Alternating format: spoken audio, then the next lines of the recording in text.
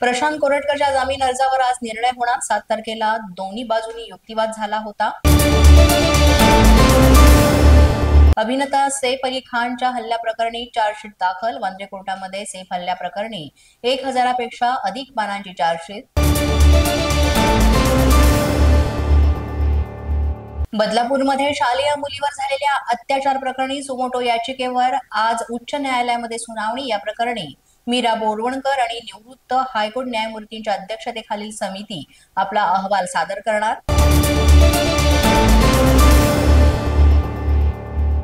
बाबा सिद्दीकी यांचा मारेकरी पंजाब पोलिसांच्या अटकेत। भाजप नेत्याच्या घरी ब्लास्ट करण्याच्या प्रकरणामध्ये जिशान अख्तरच्या टोळीतले गुंड अटकेत।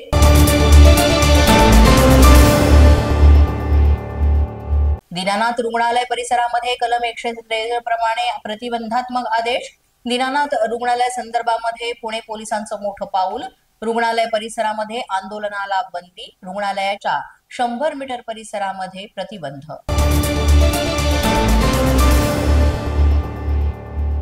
पुण्यातल्या दीनानाथ रुग्णालयाला महापालिकेचा दणका। गेल्या 8 वर्षांपासून 27 कोटी मिळकत कर थकवल्याप्रकरणी पाठवली नोटीस।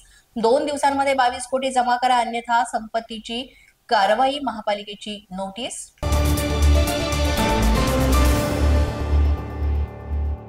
मंगेशकर रुग्णालयाची चौकशी करण्यासाठी धर्मादायसह आयुक्तांच्या नेतृत्वात नेमण्यात आलेली समिती आज प्रधान सचिवांना अहवाल सादर करणार।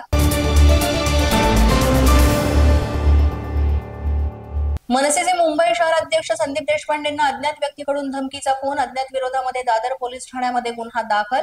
मनसे कार्यकर्त्यांनी धमकी दिल्याची उत्तर भारतीय विकास सेना अध्यक्ष सुनील शुक्ला यांची पोलिसांमध्ये तक्रार।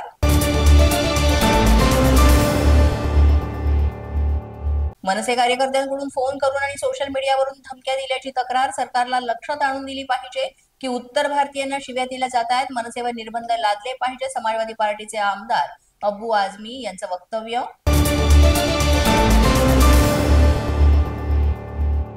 जुन्या शहराचं नाव बदलून काय होणार? औरंगजेबाची कबर असणाऱ्या खुलताबादच्या नामांतरावरून अबू आझमींचा सवाल। कोणी नवीन शहर बांधलं तर फरक पडेल, आझमींचं वक्तव्य। औरंगजेबाची कबर अबू आझमींनी त्यांच्या घरी घेऊन जावी, आम्हाला ती कबर हटवायची। मंत्री संजय शिरसाटांची अबू आझमींवर टीका। अशाच नवनवीन व्हिडिओसाठी पोलीस माझा न्यूजचं YouTube चॅनल सबस्क्राईब करा। तसंच आमचं फेसबुक, इंस्टाग्राम आणि ट्विटर अकाउंट फॉलो करा। अधिक माहितीसाठी आमच्या www.polismazhanews.com या वेबसाईटला भेट द्या। पाहत रहा पोलीस माझा न्यूज।